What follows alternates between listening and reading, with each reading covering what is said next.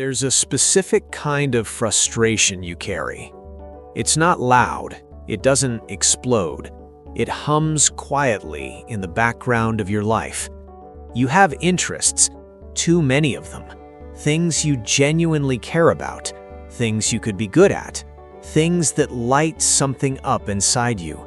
But every time you try to choose one path, something inside tightens. Not fear, exactly, more like grief, because choosing one feels like abandoning the others. And the question you keep circling isn't, what should I do for my career? It's this: why does committing to one direction feel like betraying who I am? Hold on to that question. We won't answer it yet. From the outside, your situation looks simple. People say things like, just focus, pick one thing. You can't do everything. But that advice never lands, because it doesn't touch the real issue. The real issue isn't lack of discipline, it's identity conflict. You might notice this pattern. You discover something new. You dive in deeply. You connect ideas quickly. You see patterns others miss. For a while, it feels right. Then something shifts. Another interest appears. Another possibility opens. And suddenly, the first path feels smaller. Not wrong, just incomplete. So you hesitate. You delay decisions. You keep side projects alive just in case. You tell yourself you're still exploring. Over time, though, something heavier creeps in. Self-doubt. You start questioning your character. Why can't I stick to anything? Why am I always starting over? Am I just afraid of success? What makes this especially painful is that you often look competent. You learn fast, you adapt well, you understand complex ideas, but internally, your sense of direction feels foggy. Your identity feels unfinished. And because identity anchors motivation, that fog spills into your energy, your confidence, your relationships. You might downplay your ambitions around others, or avoid talking about your plans altogether, because explaining yourself feels exhausting. You don't fit the clean narrative people expect, and slowly, you start wondering if maybe something is wrong with you. But this isn't random. There's a psychological pattern underneath this, and once you see it clearly, the entire problem rearranges itself. You are not broken. You are not unfocused, and you are not failing at adulthood. What you are experiencing is a mismatch between your cognitive style and the career models you were taught to follow. In personality psychology, people like you often score high in openness to experience. This trait is associated with curiosity, pattern seeking, conceptual thinking, tolerance for ambiguity, cross-domain interest. Your brain is wired to explore, not casually, systematically. This isn't immaturity, it's a variation. Historically, societies needed two kinds of people: specialists who went deep into one domain, and integrators who connected domains together. Modern education celebrates the first: linear progress, clear labels, predictable ladders.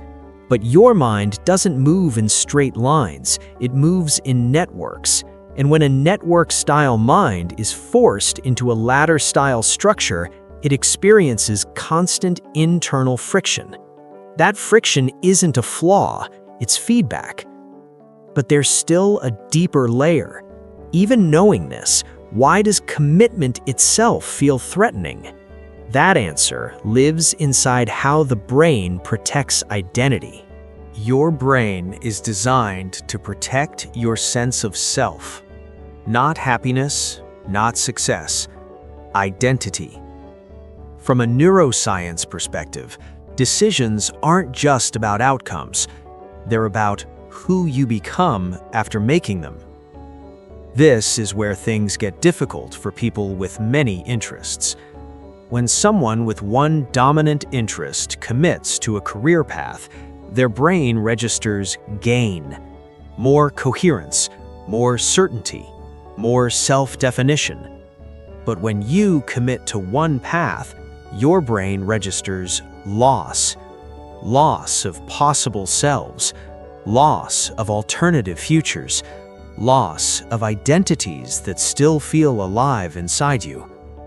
Cognitive science calls this opportunity cost pain, but for you, it's deeper than that. It's identity foreclosure, the fear of closing doors before you're ready. Here's the metaphor.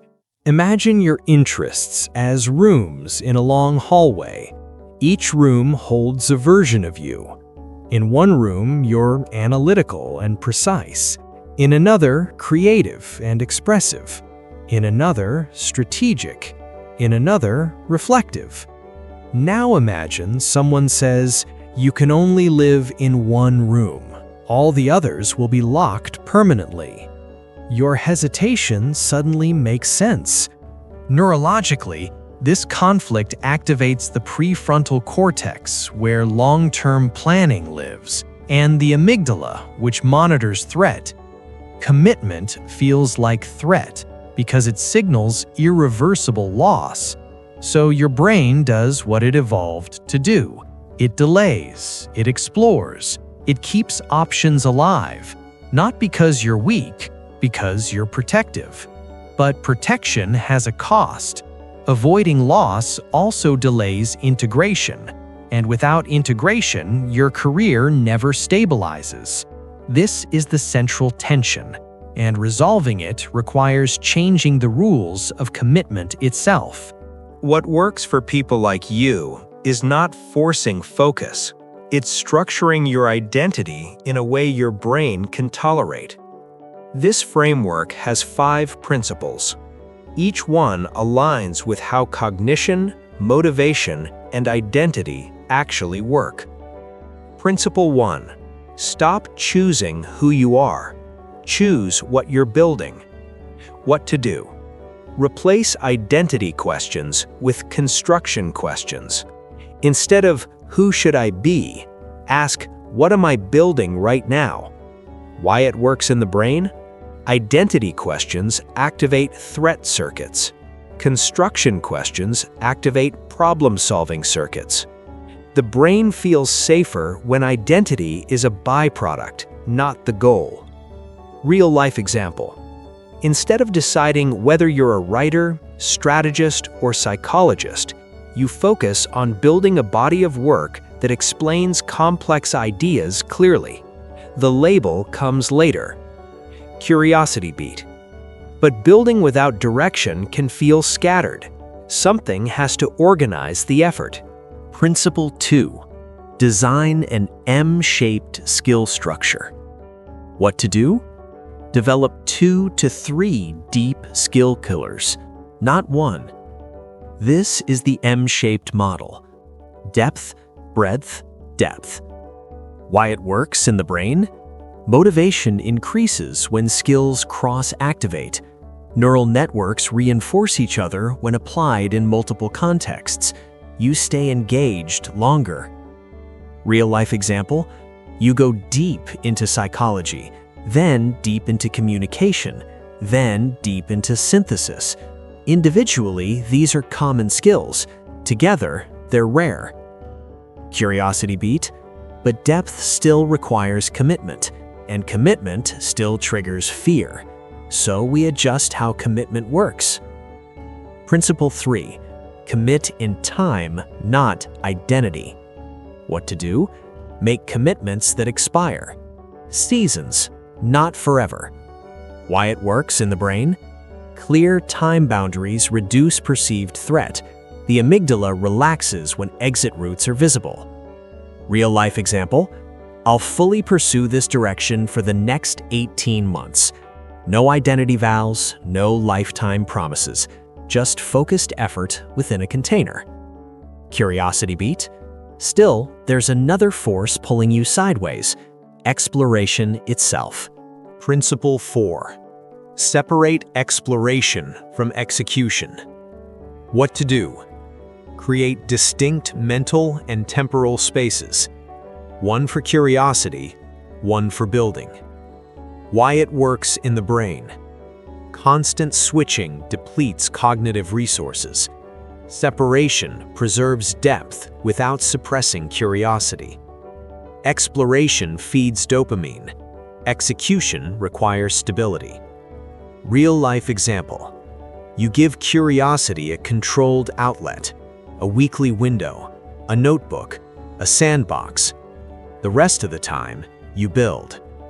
Curiosity beat. Even with structure, doubt doesn't disappear, it changes form. That's where identity integration comes in. Principle 5. Measure coherence, not progress. What to do? Stop asking, am I advancing fast enough? Start asking, does this make sense together? Why it works in the brain? Meaning comes from narrative coherence, not speed. Your brain relaxes when it can tell a story about your direction. Real-life example. Your past interests stop looking random.